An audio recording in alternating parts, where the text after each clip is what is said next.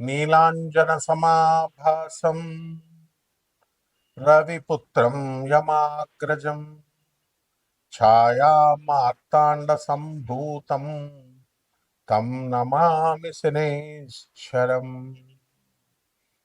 జగద్గురువైనటువంటి శనీశ్వర భగవంతుడికి నమస్కారాలు చేస్తూ, ఆయన పాదపద్మాలకి, ఆయన గురువైనటువంటి పరమేశ్వరుడికి పాద నమస్కారాలు చేస్తూ మనము ఈ శనీశ్వరుని యొక్క త్రయోదశి మనకు వస్తుంది. అలాగే సంవత్సరంలో ప్రతిసారి చాలాసార్లు శని త్రయోదశి రావడం, అలాగే ఈ జూన్ 27వ తేదీన మనకి ఈ యొక్క శని త్రయోదశి రావడం, ఇలాంటివన్నీ కూడా ఉన్నాయి. అలాగే శనీశ్వరుడి యొక్క ఇదేమిటంటే శనివారం నాడు శని త్రయోదశి రావడము ఆ శనివారమే పడుతుంది, త్రయోదశి తిథిలో పడుతుంది. అలాగే శనీశ్వరుని యొక్క మహిమ కూడా మనం చూడాలి. ఈసారి శని త్రయోదశి ఎప్పుడు వచ్చిందంటే మనకి శని ప్రదోష వ్రతం కూడా చేసుకుంటాం. ఆ రోజు జూన్ 27 శనివారం వచ్చిందనమాట. ఆ రోజున శివుడికి ఆ తర్వాత శనికి ఇద్దరికి కూడా పూజలు, అభిషేకాలు ఇవన్నీ కూడా చేసుకోవాలి. అలాగే త్రయోదశి జూన్ 26 నుంచే ప్రారంభమైపోయింది. మనకి శుక్రవారం నాడే 10:22 రాత్రి నుంచి. అలాగే జూన్ 28 2026కి తెల్లవారుజామున 12:43, అంటే 27 పూర్తిగా ఉంది కాబట్టి 27వ తేదీన మనం చేసుకుంటాం. ఆ రోజున చేయాల్సింది ఏంటంటే ప్రదోష ముహూర్త పూజ. ఆ ముహూర్తంలో పూజ చేసుకోవాలి. అది మనకి చక్కగా 7-12 సాయంత్రం నుంచి 9-19 మధ్యలో కనుక, అంటే ప్రదోష సమయం అంటే రాత్రులు అనమాట, సాయంత్రాలు. ఆ టైంలో తైలాభిషేకం చేసుకోవాలి. అలాగే శివుడికి అభిషేకం చేసుకోవాలి పాలు నీళ్లతో. అలాగే బేల్పత్రం అంటాం కదండి, అంటే ఈ యొక్క బిల్వదళాలు, మారేడాకులు, అవి వాటితో చేసుకోవాలి. దాన్ని అడవి యాపిల్స్ అంటాం, వుడ్ యాపిల్ లీవ్స్ అంటాము. ఇవన్నీ కూడా 13 ఒత్తులతో మనము ఆరాధన చేసుకోవాలా, దీపాలు వెలిగించాలి. మస్టర్డ్ ఆయిల్, నువ్వుల నూనెతో కానీ, అలాగే నెయ్యి దీపాలు కానీ వెలిగించాలి. అలాగే 13 ఒత్తులు వేయాలన్నమాట ఒక్కొక్క దాంట్లో కూడా.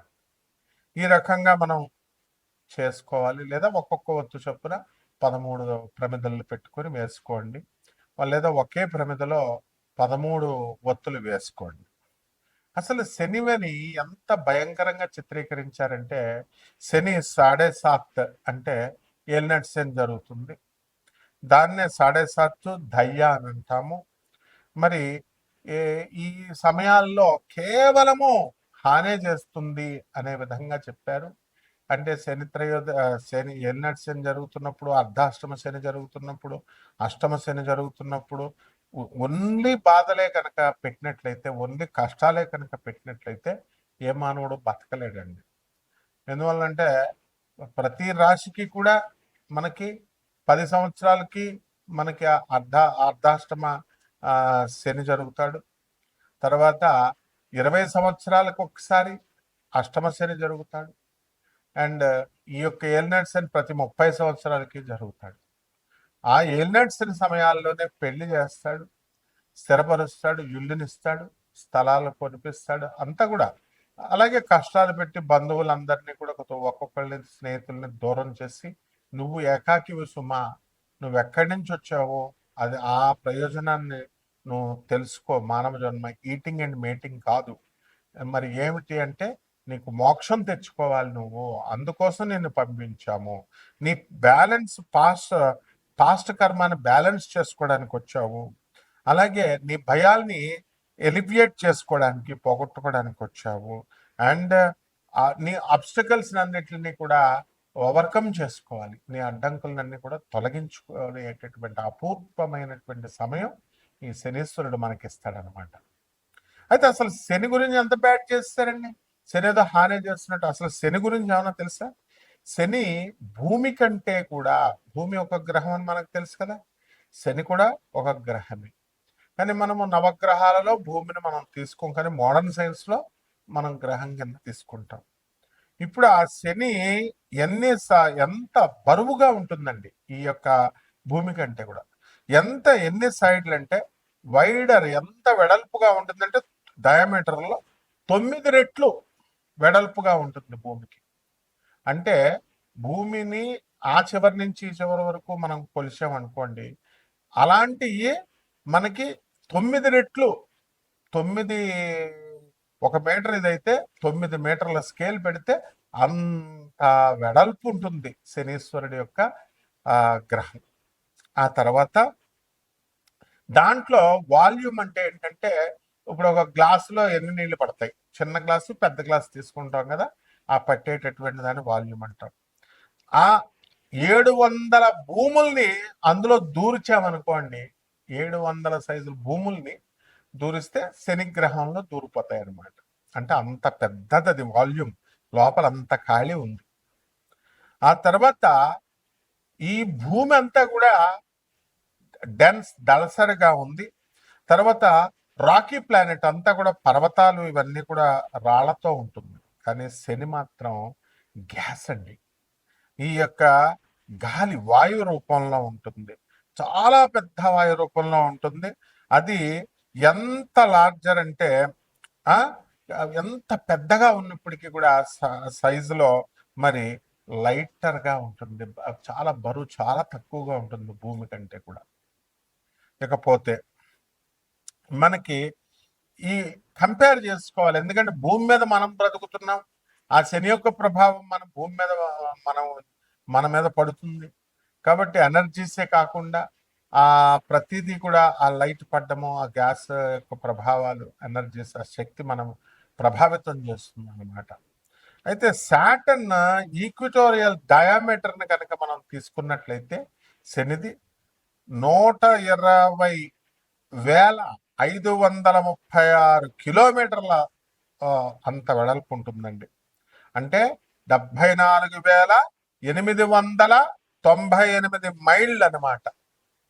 అలాగే మనకి భూమిని కనుక మనం తీసుకున్నప్పుడు మనకి 74,898 శని అయితే కేవలం 7,917 మైళ్ళు మాత్రమే ఈ యొక్క ఈ భూమిది ఉంది. ఇక వాల్యూమ్ల విషయంలోకి వచ్చేసరికి మనకేమవుతుందంటే ఘన పరిమాణము 764 భూముల నుంచి 766 భూముల్ని ఆ యొక్క శనిగ్రహంలో ఇమర్చొచ్చు మనం. తర్వాత 95 రెట్లు బరువు ఉంటుంది భూమి కంటే కూడా. ఈ యొక్క సాటర్న్ 95 times మోర్ మ్యాసివ్ దాన్ ఎర్త్. అయితే మరి బరువులో కూడా గాలి ఉన్నప్పటికీ కూడా చూడండి, బట్ ఏమంటున్నాడు, Saturn is massive compared to earth. భూమే ఎంత బరువు ఉంటే అసలు శని ఇంకా బరువు అనమాట. గ్యాసులతో ఉండి కూడా అంత బరువు ఉంది చూడండి.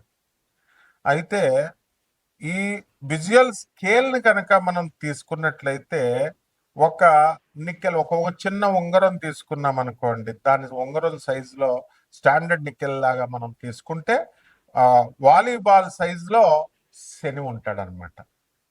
ఆ తర్వాత ఒక రింగ్ సిస్టమ్ అనేటటువంటిది వలయాల్లో ఆర్బిట్స్ లాగా మెయింటైన్ అవుతా ఉంటుంది శని. అక్కడి నుంచే మనకి శక్తి వస్తుంది, రింగ్ సిస్టమ్ నుంచే మనకి శని యొక్క ప్రభావాలు మన మీద పడతా ఉంటాయి అనమాట. మొదట రింగ్ క్లోజర్ గా ఉన్నప్పుడు భూమికి అవుటర్ రింగ్ ఎక్కువ, ఇన్నర్ రింగ్కి వెళ్ళే కొద్దీ ఇంకా ఎక్కువగా ఆ భూమి లాగుతూ ఉంటది శని యొక్క రింగ్.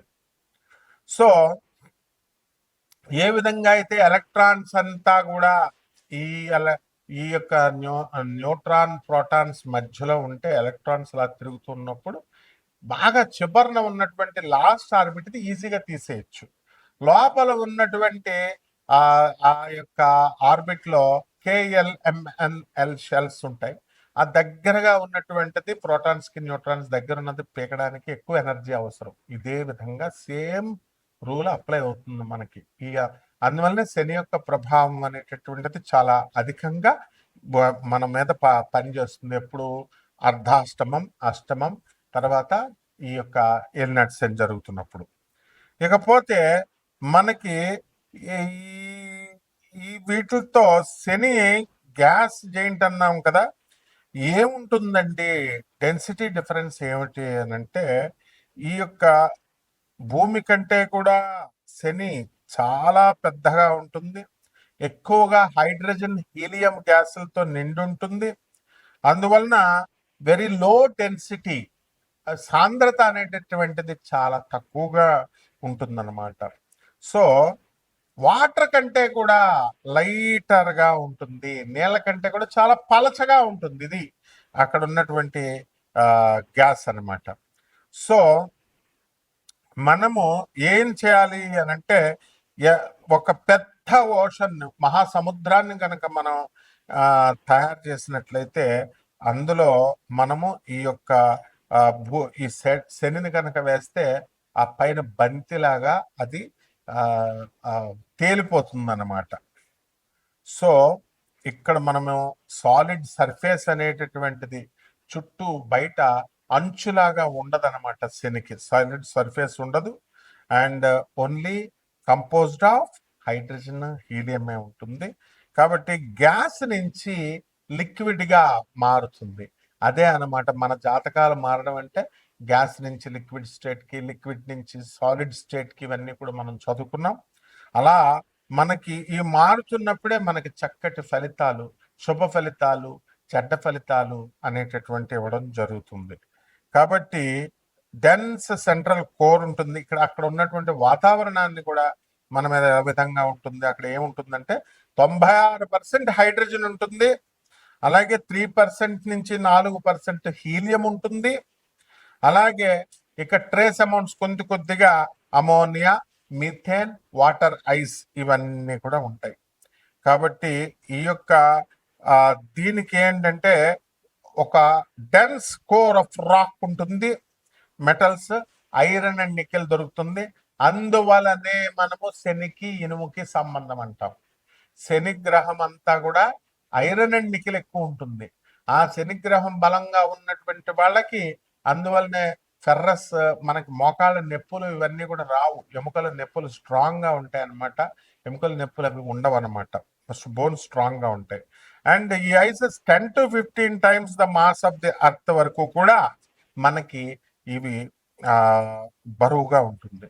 కాబట్టి ఓన్లీ గ్యాసియస్ మేకప్ ఉంది. కాబట్టి ఈ యొక్క ప్లానెట్ సాటర్న్ సోలార్ సిస్టమ్ లో ఈ యొక్క వాటర్ కంటే కూడా లెస్ డెన్స్, అంటే పల్చగా ఉంటుంది అని చెప్పబడింది. కాబట్టి ఇంత సైంటిఫిక్ గా మనకి ఈ యొక్క శని, మన ఋషులు ఎంత గమనించారండి, ఎవరెళ్ళి కొలిచారండి అసలు సాటర్న్ని.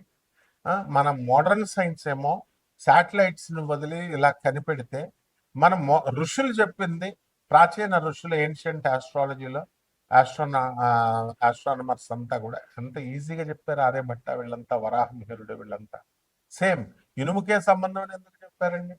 అక్కడ ఐరన్ అండ్ నికెల్. అలాగే గ్యాసియస్ చూడండి, శని అనుగ్రహం ఉన్నటువంటి వాళ్ళు, శని నక్షత్రాల్లో పుట్టినటువంటి వాళ్ళు గ్యాస్ కొడితే వాళ్ళు ఉబ్బిపోతారు, వాళ్ళ కోపం వస్తే తిడతారు. అలాగే లోపల మనసులో లోపల ఉంటుందన్నమాట ఏదో ఒకటి. వాళ్ళకి ఏదైనా ఇది రహస్యం అని చెప్తే వాళ్ళు ఉంచరు, బయట చెప్పేస్తారు, కెక్కేస్తారు. ఇవన్నీ కూడా కొరిలేట్ చేసుకోవాలని చదువుకోవాలి. అంతేగాని చేతబళ్ళు పెడతాం, మరుగు మందు పెడతాం, తర్వాత ఈ యొక్క చేతబళ్ళు తీసేస్తాం. చేయడం రానుడికి తీయడమేంట్రా. అసలు ఏదైనా సమస్య వస్తే దానికి సమస్యకు పరిష్కారం కనిపెడతారు. చేయడమే నాకు చూడండి విచిత్రం. తంత్రగాళ్ళని చెప్పుకుంటారు, మంత్రగాళ్ళని ఏమి రావు ఈ బోగస్ గాళ్ళకి. ఏంటంటే ఏమని చెప్పుకుంటారు, ఇప్పుడు ఏదైనా చేస్తే అది చేయడం వస్తే ప్రాబ్లం ఉంటే దాని సొల్యూషన్ కనిపెడతారు. ప్రాబ్లం ఏంటో నీకు తెలియదు, చేయడం రాడు తీయడం ఏమొచ్చు అంటే, నాకు చేయడం రాదు తీయడం వచ్చానంటే వాడు బోగస్ గడ్ అని అర్థం, ఫేక్ గడ్ అని అర్థం.